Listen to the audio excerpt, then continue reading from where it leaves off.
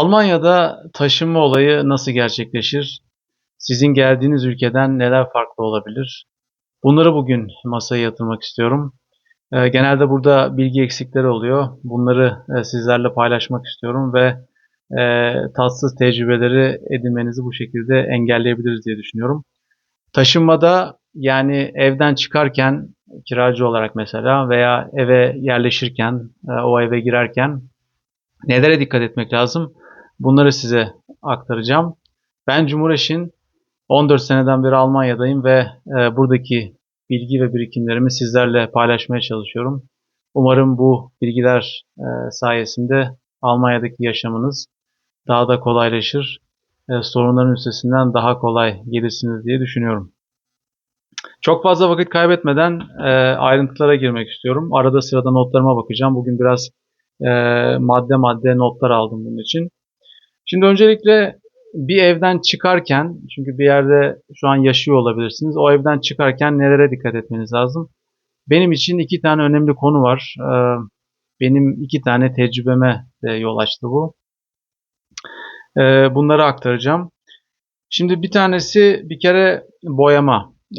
Almanya'da kiracı olarak çıktığınız bir evde boyama yapmak zorunda mısınız? Bunun cevabı hayır. Boyama konusu içinde ne kadar oturduğunuza, evin o anki durumuna ve sözleşmedeki yazan maddeye bağlı. Yani bu sözleşmede bir madde olarak yazıyor olabilir. Dolayısıyla mutlaka boyama konusu var mı yok mu diye sözleşmeye bakın derim. E, Ev sahibiniz bu konuda sizi zorlayamaz. Yani burada maddenin olup olmadığına ve karşılıklı olarak evin ne durumda olduğuna bakmanız lazım. Tamir tadilat kısmında da bir madde olabilir. Ona da bakmanızı tavsiye ederim.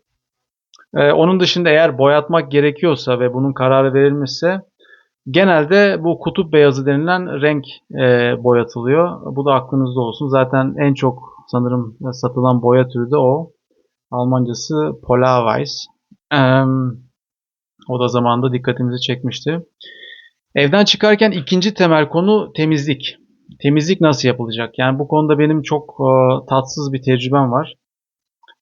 Bir evden çıkarken kendi başıma gerçekten çok ciddi bir temizlik yaptım. Dışarıdan bir şirket tutup temizletmek istemedim. Para vermek istememiştim o zaman. Tabii erkek halimle bayağı da uğraşarak evi aslında e, gerçekten iyi temizlediğimi düşünüyordum. Ama benim oradaki temizlik algım ev sahibimizin kaba temizliğine denk geldi ve çok ciddi eleştiriye maruz kaldı. Bu sebeple evin yeniden temizletilmesi gerekti. Profesyonel bir şirket tutuldu ve onun parası da benden kesildi. Ee, Ya bu konuda bence çok fazla zorlamaya gerek yok. Eğer bu konuda kendiniz çok hassas değilseniz, yani işi gerçekten çok iyi bilmiyorsanız, işin piri değilseniz, bence çıkarken profesyonel bir temizlik yaptırmak daha iyi. Bence e, başınız ağrımaz, herhangi bir riske girmezsiniz diye düşünüyorum. Çünkü profesyonel temizlik firmaları geldiğinde gerçekten onlar nasıl temizlenmesi gerektiğini ve evin tesliminde nasıl temizlik yapılması gerektiğini de biliyorlar. Bence bu konuda işi bilenlere temizlik işi bırakılabilir diye düşünüyorum. Bu çıkarken dikkat edilmesi gerekenler arasında benim için çok önemli bir noktaydı. Şimdi eve girerken nelere dikkat etmek lazım? Tabii birçoğunuz bu protokolleri, kira sözleşmelerini vesaire burada dikkat edilmesi gereken noktaları belki duymuşsunuzdur. Ama benim dikkatimi çeken noktalar ve aynı zamanda gene tecrübeyle bağlantılı bu devir teslim protokolü. Bu devir teslim protokolünde evi gezdiğiniz zaman özellikle dikkatinizi çeken zarar görmüş, yani zedelenmiş olan yerleri mutlaka yazmanız lazım. Bunlara çok dikkat etmeniz lazım. Bu konuda eğer tecrübeli değilseniz muhtemelen çok fazla ayrıntıya dikkat etmeyeceksiniz demektir. Size çok basit bir örnek vermek istiyorum. Taşındığım bir evde banyoda lavabonun dışarıya doğru olan kısmına yakın bir bölgede bir zedelenme vardı. Yani oradaki seramiğin o sırı çıkmış ve içi biraz gözüküyor gibi düşünün. Zedelenmiş. Şimdi bu zamana bağlı bir hasar olarak geçmiyor. Yani bu aslında zedelenme, kullanımdan dolayı bir zedelenme olarak geçiyor. Benim girişimde de herhangi bir şekilde bu protokolde yazmadığı için çıkışta ev sahibi bunu gördü. Çıkarken o daha dikkatli baktı. Girerken benim daha dikkatli bakmam gerekiyordu aslında. O çıkarken çok dikkatli baktığı için onu gördü ve bu zedelenmeyi yazmamız lazım şu an çıkarken dedi. Dolayısıyla girerken o yazılmadığı için çıkışta o not olarak tutuldu ve sırf o nokta yüzünden ben 50 euro fazladan verdim.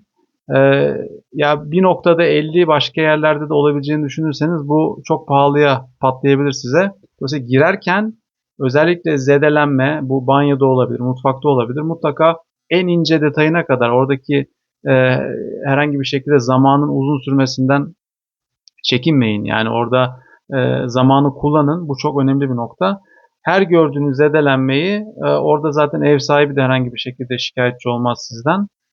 Madde madde yazın. Sonra kafanız rahat etsin. Sizden olmadığından emin olduğunuz şeyler için ilaveten para vermeyin çıkarken o evden. Sayaç kontrollerini zaten biliyorsunuzdur. O zaten yapılıyor. Yani girişlerde mutlaka sayaçların seviyesi kayıtlanıyor. O şekilde teslim alıyorsunuz. Anahtarlar sayılarak teslim alınıyor. Bu çok önemli. Anahtarları yanlış sayıyla teslim almayın. Çünkü aynı sayıda teslim etmeniz gerekiyor.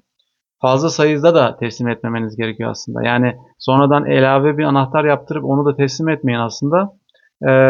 O da gereksiz bir gerginlik yaratabilir. Ne kadar teslim aldıysanız o kadar teslim edin. Ee, Şimdi girerken bunlara dikkat ettik. Eve girdikten sonra sizin pek dikkatinizi çekmeyecek ama benim yıllar sonra artık bildiğim bir ayrıntıyı sizlerle paylaşmak durumundayım. Yani artık eve yerleştiniz. Muhtemelen bir apartman dairesindesiniz ve o apartman dairesinde yerleştikten sonra ne yapmanız lazım? Yani komşularla ilişkilerinizde ilk başta. Şimdi muhtemelen Almanya'ya başka bir ülkeden geliyorsanız burada çok ciddi bir farkla karşılaşabilirsiniz. Çünkü örneğin Türkiye'den geliyorsanız Türkiye'de komşular mesela yeni taşınana gelip kapısını çalıp işte hayırlı olsun, güle güle oturun gibi bir ziyarette veya kapısını çalıp konuşmaya girişirler diye düşünüyorum. Bazı insanlar mesela yemek getirebilir. İlk günlerde siz belki yemek yapamayacağınız için onu da düşünerek belki bir tatlı, yemek sizler için de getirilebilir. Bunlar hep yaşanan şeyler. Almanya'da durum bunun tam tersi. Yani sizin kapınızı muhtemelen kimse çalmaz. E, Hatta ve hatta burada temel bir kural var. Almanya'da bir yere yerleştiğinizde, bir yere taşındığınızda komşulara gidip kendinizi tanıtmanız bekleniyor. Yani orada işte biz şuyuz şuyuz işte taşındık. İşte ondan sonra karşı taraf size hoş geldiniz. İşte onların deyimiyle güle güle oturun gibi ifadeler belki kullanabilirler. Ancak sizin burada kendinizi tanıtmanız ve kendinizi göstermeniz gerekiyor. Kültürel kod bunu gerektiriyor Almanya'da. Yani bunun tersi olduğu zaman zaten standarttan sapma gerçekleşmiş oluyor. Burada şaşırabilirsiniz. O yüzden bunu mutlaka yapın. Diğer türlü yanlış anlaşılabilir diye düşünüyorum. Yorumlara da mutlaka daha önce bir yerden bir yere taşınma tecrübeniz varsa mutlaka kendi tecrübelerinizde yazmanızı rica ediyorum. Bu şekilde cemiyet içinde bir paylaşım gerçekleşir. Onun dışında sorularınız varsa mutlaka yazın. Sanırım bütün içerikleri şu ana kadar aktarabildim diye düşünüyorum. İki tane daha konu var bu arada. Şimdi aklıma geldi. Onları notlara yazmamıştım. Bir tanesi apartman boşluğuna neyin konup konmaması ile ilgili. Bir kere temel kural apartman boşluğuna herhangi bir şey koymak yasak. İnsanların bir şekilde müsamaha gösterdiği paspas ve paspasın yanında belki kapıya asılı duran bir tane çekecek falan olabilir. Onun dışında apartman boşluğuna herhangi bir şekilde ayakkabı koymayı aklınızdan bile geçirmeyin. Bu çok hassas bir konu Almanya'da. Onun dışında çocuklu aileler olabilir. Onlar da mesela bebek arabasını kapının önüne koymak isteyebilirler. Bunlar normal şartlarda kesinlikle yasak. Yani bunları kesinlikle yapamıyorsunuz. O yüzden en baştan bir kere evin içine yani kapının iç tarafına bir ayakkabı dolabı veya ayakkabılık organize edin. Bunu mutlaka yapın. Apartman boşluğu bir kere ortak alan. Ortak alanla ilgili olarak herhangi bir kararın apartman yönetimi tarafından verilmesi gerekiyor ve burada ülkede genel geçer olan kanunlar tabii hükmediyor. Nedir bu? Kaçış yolları, kaçış yollarının genişliği vesaire. Herhangi bir şekilde ayakkabı koyduğunuz zaman zaten o kaçış yolunu engelleyen bir şey olduğu için, bir nesne olduğu için zaten yasak. Bebek arabası konması durumunda da o yolu kapatacağı için o da oradan yasaklanıyor zaten. Bir de genel olarak zaten apartman boşluğunda herhangi bir şeyin konması, istiflenmesi, depolanması bunlar genel olarak zaten yasak olan şeyler. İstisnai olan bazı durumlar olabiliyor. Yani mesela ayakkabı dolabı için e, şöyle bir şey söyleyeyim. Çoğunluk kararıyla apartman yönetiminde kaçış alanını çok etkilemeyecek şekilde mesela ayakkabılık konabiliyor. Ama orada e, yanlış hatırlamıyorsam çoğunluk da yetmiyordu. En son kanunun durumunu şu an bilmiyorum. Galiba bütün ev sahiplerin ona evet demesi gerekiyor. Çünkü o ortak alan. Orada çoğunluk da yetmiyordu yanlış hatırlamıyorsam. Bebek arabası noktasında da bazı binalarda mesela ortak alan olmasına rağmen en alt kattaki merdiven altına bazen müsaade edilebiliyor. Ama dediğim gibi bunlar hep karara bağlı olarak istisnai durumlar. Yani bunları herhangi bir şekilde bir yere taşındığınızda kendiniz baştan böyle bir hakkın varmış gibi kapının önüne koymak gibi ayakkabı da olsa e, yapmayın. Bu çok başınızı ağrıtabilecek bir konu Almanya'da. Unutmadan bunu da söylemiş oldum. Beğenmeyi, paylaşmayı, abone olmayı sakın unutmayın.